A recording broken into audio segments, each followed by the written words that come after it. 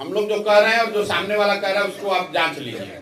तेजस्वी जी ने कहा कि यहाँ की महिलाओं को 2500 रुपया महीना दे देंगे। अब आप लोग के सबके पास मोबाइल है, मोबाइल में कैलकुलेटर है, जरा जोड़ना शुरू कीजिए। बिहार में 6 करोड़ महिलाएं हैं। अगर बच्चियों को हटा दें तो करीब करीब 5 करोड़ महिला हुई। 5 करोड़ महिला को अगर आप 2500 रुपया महीना देंगे तो टोटल बजट साल का आएगा 1,55,000 करोड़। बिहार का योजना बजट जो है वो 1 लाख करोड़ के आसपास का है। तो 1 लाख करोड़ का बजट है, उसमें 1.5 लाख करोड़ रुपया माई बहन योजना में दे देंगे। 200 यूनिट आप बिजली फ्री दे देंगे तो वो पैसा कहां से आएगा? उसके मुकाबले जन स्वराज क्या कह रहा है? जन स्वराज कह रहा है कि हम 10 बरस में बिहार में नई शिक्षा की स्थिति क्रिएट करेंगे और जब तक नई शिक्षा व्यवस्था नहीं बनेगी तब तक ये हर व्यक्ति को ये सुविधा होगी कि आप सरकारी विद्यालय अगर ठीक नहीं है, प्राइवेट में अपने बच्चे को भेजना चाहते हैं तो प्राइवेट स्कूल में भेजिए, फीस जो है वो सरकार भरेगी। क्यों कह रहे हैं?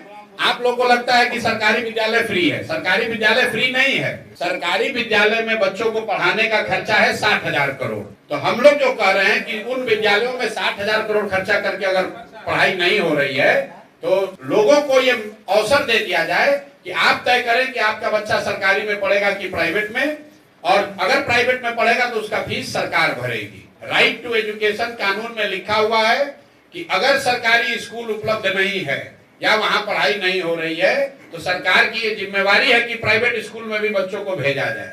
दूसरी बात हम लोग कह रहे हैं कि पलायन 1 साल में रोक देंगे। इसमें फ्री का कुछ काम नहीं है। ये कहा जा रहा है कि बिहार से जो पूंजी का पलायन हो रहा है हर साल 2.5 से 3 लाख करोड़ रुपया जो बैंक यहाँ से पैसा दूसरे राज्य में भेज रहे हैं, बिहार के लोगों का पैसा भेज रहे हैं, उस पूंजी के पलायन को रोककर बुद्धि का पलायन रोका जाएगा। और जिस दिन पूंजी और बुद्धि का पलायन रुका उस दिन श्रम का पलायन अपने आप रुक जाएगा। तीसरी बात हम लोग कह रहे हैं कि मनरेगा से किसानी को जोड़ा जाएगा। अभी मनरेगा का 60% पैसा दिल्ली में हम लोग सरेंडर कर रहे हैं। 100 रुपया बिहार को मिल सकता है तो पिछले वर्ष बिहार ने सिर्फ 39 रुपया ही लिया है। हम लोग ये कह रहे हैं कि किसानों को यहाँ पर मजदूर जो है वो मुफ्त दिया जाएगा। मनरेगा में जो काम करना चाहता है वो खेतों में काम करे, किसानों के साथ मिलकर काम करे, उससे मनरेगा का यूटिलाइजेशन बढ़ेगा, भ्रष्टाचार रुकेगा और बड़े पैमाने पर कृषक बेहतर खेती कर पाएंगे, खासकर नगदी फसलों की खेती कर पाएंगे। चौथी बात हम लोगों ने कही कि यहाँ घर घर रोजी रोजगार हो, उसके लिए 4% के ब्याज पर सरकारी गारंटी पर लोन मिलेगा। इसका टोटल खर्चा सरकार के बजट पर 5,000 से 6,000 करोड़ रुपए आएगा। बैंक से लोन लीजिएगा 10% पर, तो अगर 1 लाख करोड़ रुपया का लोगों को लोन दिलवाना है तो 4% का मतलब है 4,000 करोड़ पब्लिक देगी और 6,000 करोड़ रुपया सरकार देगी।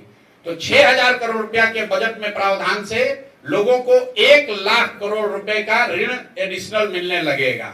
और अंतिम बात जो फ्री भी हम लोग कह रहे हैं, सिर्फ एक चीज वो कह रहे हैं कि 60 साल से ज्यादा उम्र के लोग जिनको अभी 400 रुपया मिल रहा है उनको हम लोग 2,000 रुपया देंगे, विधवा और दिव्यांग इंक्लूडेड, और इसका पूरा खर्चा करीब करीब 12,000 करोड़ रुपया साल का आएगा। तो जो हम लोग की जन स्वराज की पूरी योजना है इसमें बजट को देखकर सिर्फ 15 से 18,000 करोड़ रुपए ही हम लोग कह रहे हैं कि इन योजनाओं पर लोगों को पैसा देने में खर्च होगा।